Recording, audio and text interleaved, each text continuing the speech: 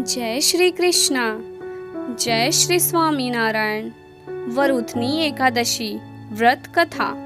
वैशाख मास के कृष्ण पक्ष की एकादशी तिथि को वरुथनी एकादशी का व्रत रखा जाता है।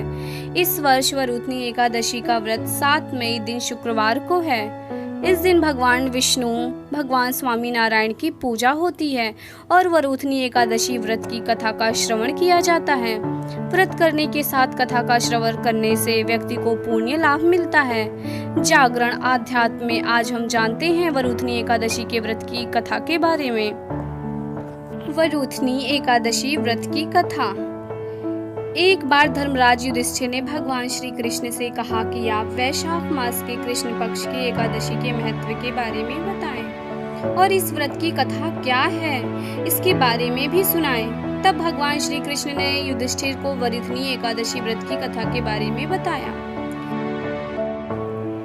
प्राचीन काल में मानधाता नाम का एक राजा था जो नर्मदा नदी के तट पर राज्य करता था।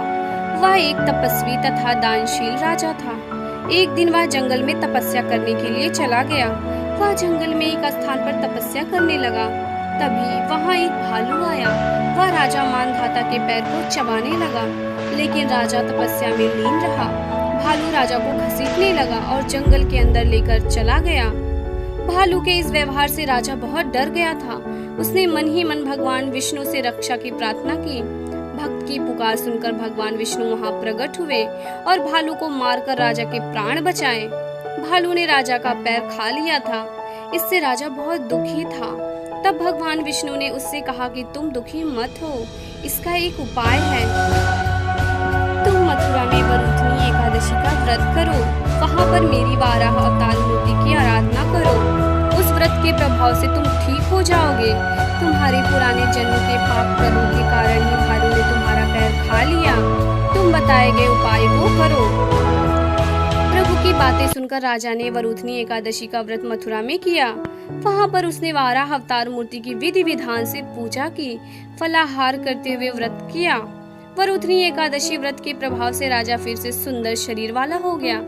मृत्यु के पश्चात उसे स्वर्ग की प्राप्ति हुई। इस प्रकार से जो भी वरुथनी एकादशी का व्रत रखता है उसके पाप नष्ट हो जाते हैं और उसे मोक्ष मिलता है। व्रत वाले दिन खान पान, दातून करना, दूसरों की निंदा करना तथा चुगली करना एवं पापी मनुष्यों के साथ बातचीत सब त्याग देना चाहिए। उस दिन क्रोध, मिथ्या भाषण का त्याग करना चाहिए। इस व्रत में नमक, तेल अथवा अन्न वर्जित है। हे राजन, जो मनुष्य विधिवत इस एकादशी को करते हैं उनको स्वर्गलोक अर्थात अक्षरधाम की प्राप्ति होती है। अतः मनुष्यों को पापों से डरना चाहिए। इस व्रत में महात्म्य को पढ़ने से 1000 गोदान का फल मिलता है। इसका फल गंगा स्नान के फल से भी अधिक है।